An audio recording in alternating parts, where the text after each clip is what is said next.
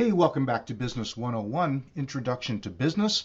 And now in this video, we begin to consider a very specific way that businesses can seek to secure capital. And as you can see from this title, it's the topic of corporate bonds. A corporation issuing bonds to investors. What is a bond? And how does an investor consider whether or not a bond is a good investment?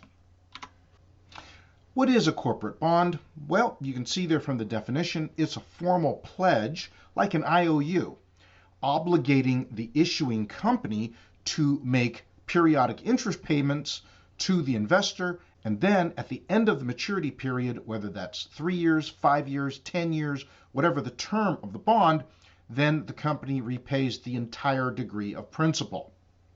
Now, you can see the difference here between a typically fully amortized loan that has full payments, all of the same amount throughout the entire term, that generally include both a portion of principal repayment and interest. Rather, instead, all you're paying are interest-only payments during the interim period until the maturity date when you have to pay back the full amount. That's much more advantageous to the borrowing company, to the company issuing the bond. Why? Because the periodic payments are much smaller than if you had to pay back a portion of principal along with the interest every period. A bond indenture is another phrase that's used when we talk about corporate bonds. It's the actual legal document that contains complete details of the bond issue, especially what is the maturity date, the due date, the future date when repayment of the full amount of the bond is due from the borrowing company, the bond issuer. Now, some other terms that come in when we consider corporate bonds. What is the face value or the par value?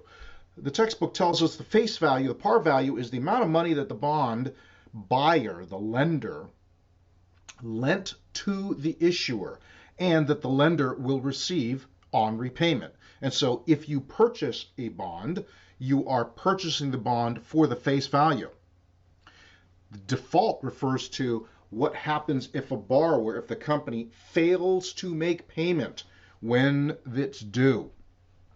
Well, in that case, the bond holder has a claim, can request for court enforcement of a bond's terms of payment.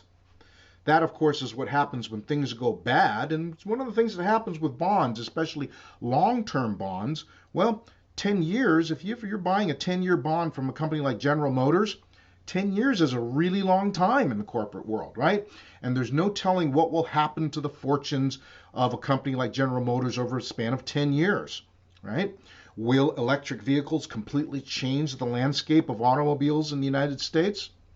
Will some company like the Toyota Corporation or Volkswagen create and release a set of new models that make General Motors cars obsolete or difficult to purchase? All those kinds of things are considerations that become something to worry about, or at least consider, when the bond is a long-term issue, as most corporate bonds are.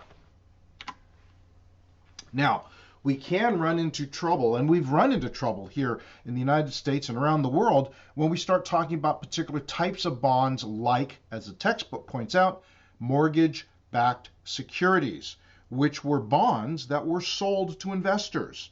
Bonds that, rather than being a pledge to repay based upon some company and their projects, rather they were a bond that was made up of mortgages pooled together to form a debt obligation that entitled the investor to the cash that flowed in from the payments from the bundled mortgages. Now, all of these things really become an issue in court-granted bankruptcy proceedings. The textbook, I believe, points out the example of the General Motors Corporation when GM went bankrupt because of the economic downturn 2008-2009, that the long-term bondholders of GM bonds ended up only settling for 40 cents on the dollar. And then you look back at that and you say, if I'd known that GM was going to go bankrupt and that the court appointed to adjudicate the Chapter 11 bankruptcy would only grant me back 40 cents on the dollar that I originally had lent by purchasing the bond, Would I have decided to purchase that bond in the first place 10 years ago? Probably not. I wouldn't have made that investment decision. And so you can see how corporate bankruptcy really does affect and really invalidates many what we thought was wise and thought out and deliberated investment decisions. Well, how are we supposed to trust the quality of corporate bonds?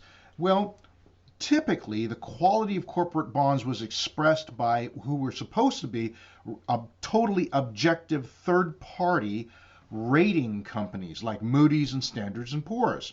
And so they would issue letter ratings to particular bonds based upon their examination of the stability and the good fortunes and the financial health of the issuing company. And so they would give grades like AAA or AA, or medium grades like Bs and triple Bs, all the way down to junk bonds like triple Cs and below that.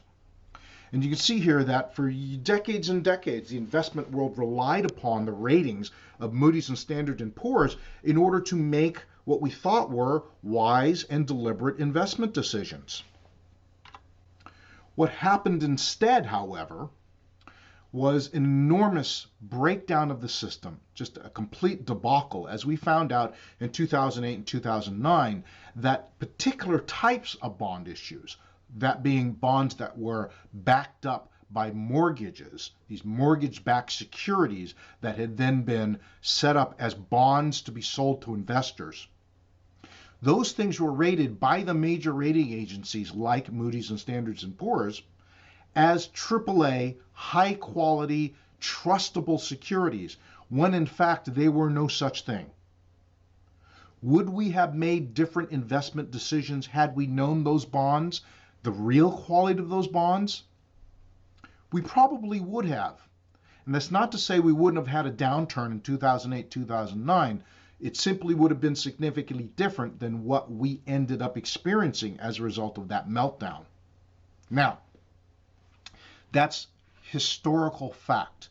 What we really need to consider in this lecture, of course, is corporate bonds as a way for a business to secure the capital it needs for working capital, for investment in large projects, for the building of factories, for all those kinds of things.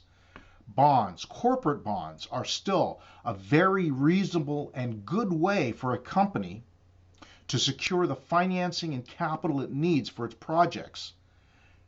As of all things, as long as they are rated transparently and correctly, they can be a wonderful investment vehicle for all investors of all type, as long as you know exactly what you're getting into. I hope that helps. We'll see you in the next lecture.